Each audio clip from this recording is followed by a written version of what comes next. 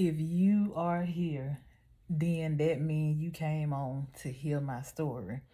God needed you to hear my story in order to give you revelation on your situation. So, in this story right here, God showed me an example how my thoughts is not his thoughts. Our thoughts are different. So, and we hear that all the time. We hear people say all the time, God's thoughts is not your thoughts. And it is true indeed. So I was praying one day, and I'm talking about deep into prayer. I had just came off a fast and everything. And God told me, I was like, God came to me and he was like, Chutney, you have an idol. I was like, God, what? I was like, I have an idol. I don't idol nobody. I don't idol nothing. Just like that. He was like, yes, baby, you have an idol. I was like, oh my God. Immediately went into prayer again, and I was like, God, just expose it to me. If you expose it to me, God, I'll take care of it, and I repent of my sins. So God said, he was like, you have an uncle, and you idol that man. I was like, God, why would you say that? Why would you feel like I idol my uncle or whatever? He said because you defend him so much, and he said this has been going on for decades. You defend him, and he was just like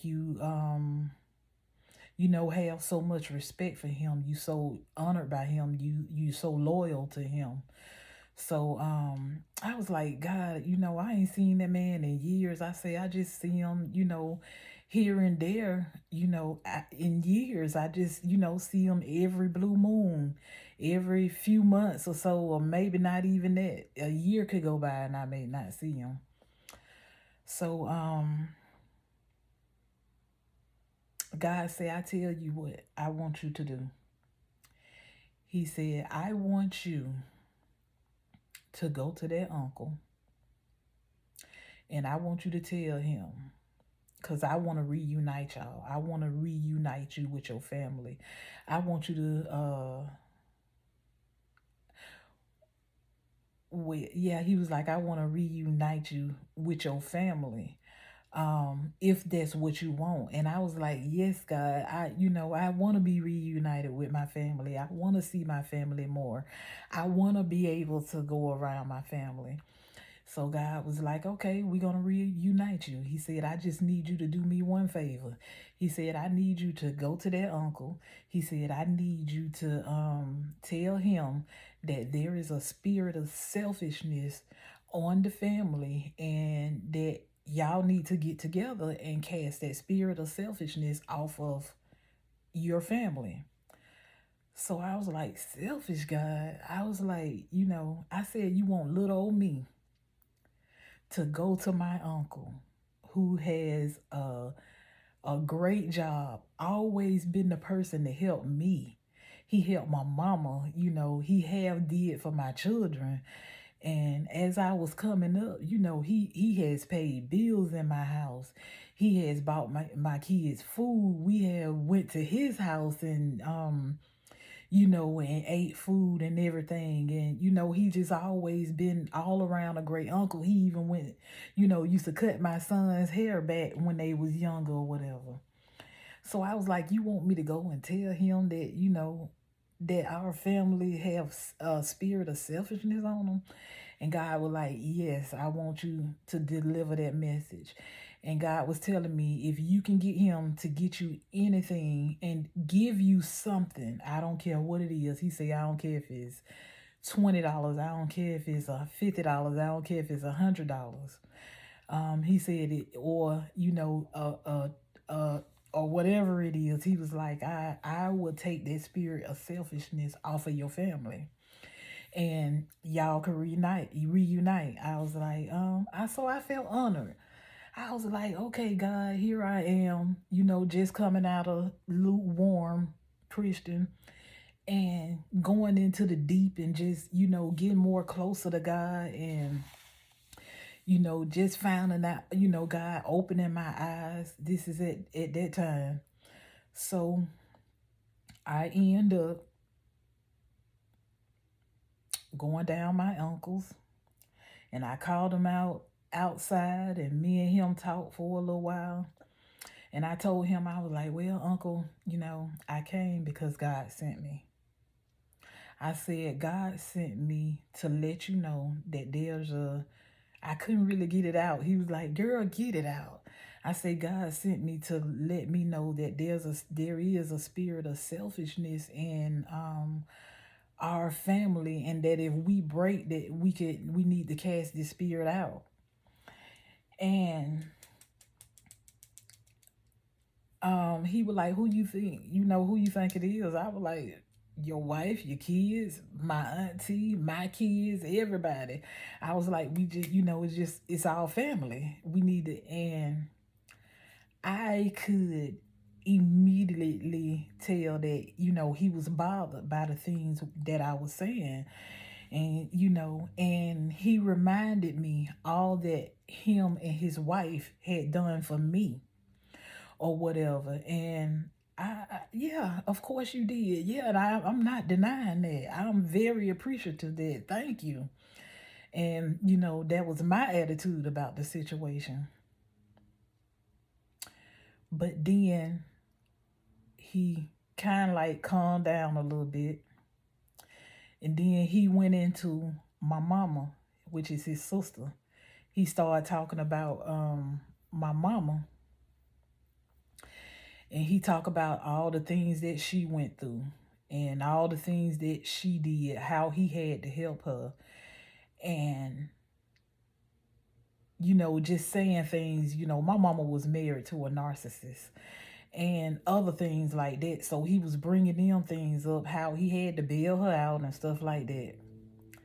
Then he went on to say something about my daddy, and he went and talked about how my daddy was a narcissist and how my daddy, did things that, didn't sit right with the world, what, how he was heavily in sin or whatever. I was like, okay.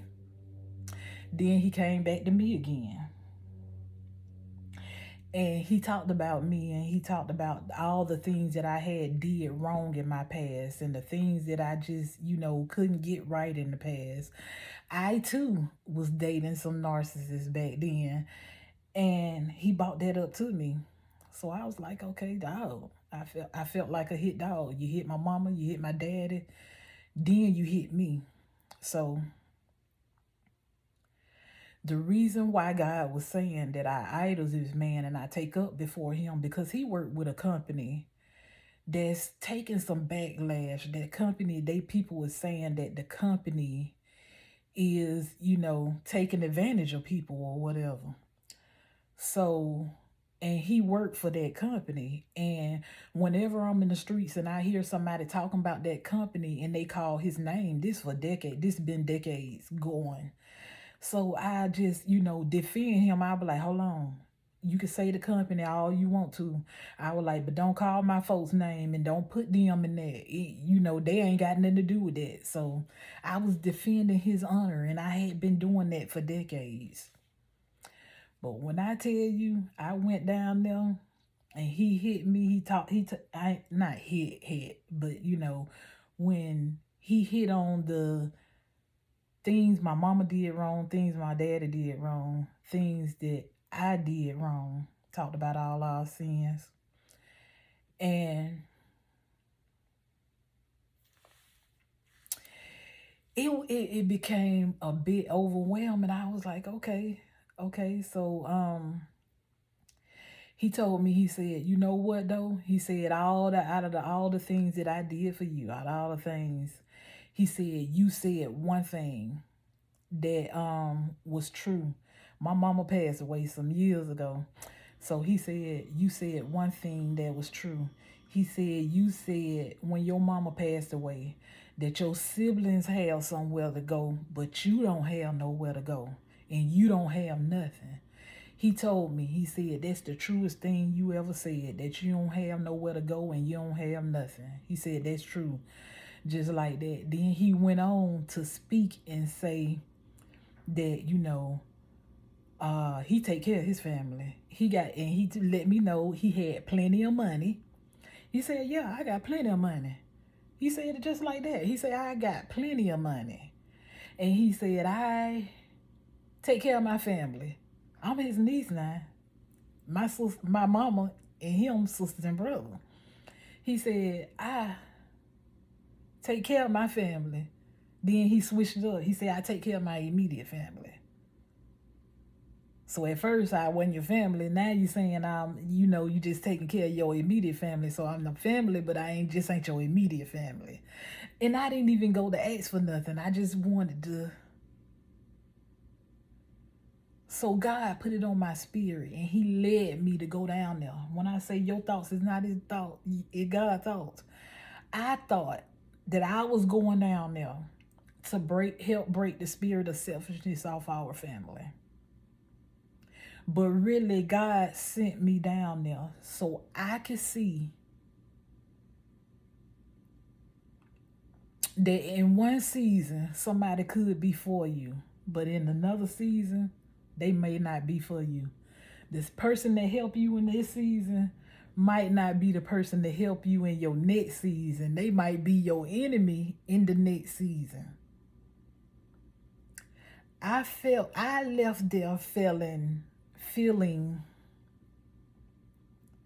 basically like a snake in the grass, like I had been somewhere that I ain't had no business, like I was out of the perimeters of God. So I understand what God mean when he say our thoughts is not his thoughts. I don't know what my expectations for the situation was different from God. He showed me. He sent me there to allow me to see. And when God says selfishness, he don't mean just financially. You could be selfish with your time. You could be selfish with, you could be selfish with, your love. You could be selfish with a lot of things. So I don't know. So God, it's a lot. So I'm here to tell you that somebody could be for you in one season, they could not be for you in another season. Your thoughts is not God's thought. God can send you somewhere saying, yeah, this is what you're going here for. You think that you're going here for something, but God really is opening your eyes to allow you what the real is. And I found out what the real was.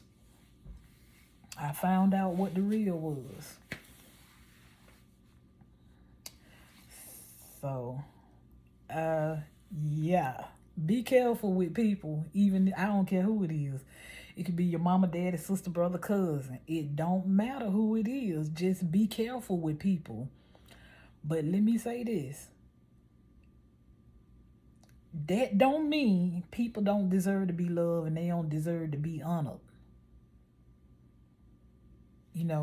People have mothers and fathers that cross them, but you still have to honor them people. You still have to love God people. And just know we fighting against the spirit. We're not fighting against people. We're not fighting against the flesh. We're fighting against the spirit. So I love my uncle, but the spirit in him don't like me. The spirit in him is we not in the same season. All right.